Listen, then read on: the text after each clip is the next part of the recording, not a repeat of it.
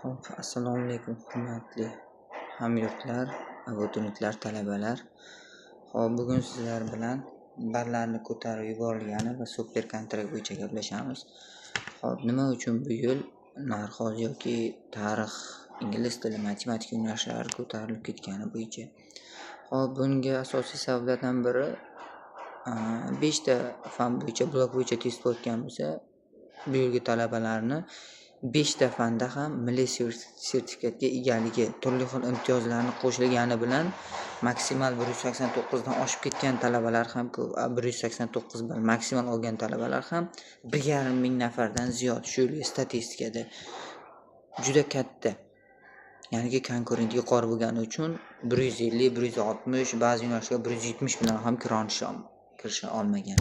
Xo'p, endi misol uchun 5 ta yo'nalishdan, 5 ta oliygohdan birinchisi jahon iqtisodiyoti deylik, ikkinchisi Toshkent iqtisod deylik, uchinchisi sharqshunoslik deylik.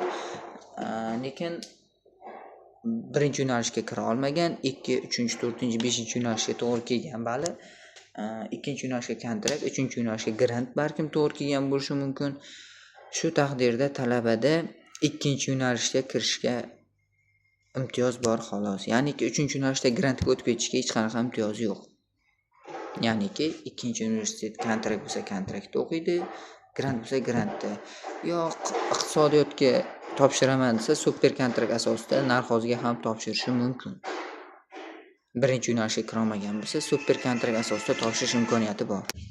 Xo'p, endi 5 ta yo'nalishda ham o'qishga kira olmagan talabalar xohlagan 5 ta universitetidan xohlaganiga super kontrakt asosida o'qish imkoniyati bor ularga. Ya'ni yaxshi tomoni u 1 yil uchun faqat. Men 4 yil kontraktda ular ekanman, super deb o'ylash kerak emas. Tabaqalashtirilgan kontrakt summalarini necha balldan qanaqa tartibda bo'ladi, universitetda o'zida bo'ladi. Uni ham yozib qoldirib ketamiz. Keyingi videolarimizda xudo xolasa sizlarga nima qiziq bo'lsa yozib qoldirsanglar, o'sha bo'yicha ham video qilishga harakat qilib ko'ramiz. Hammani o'qishga kirganini tabriklaymiz.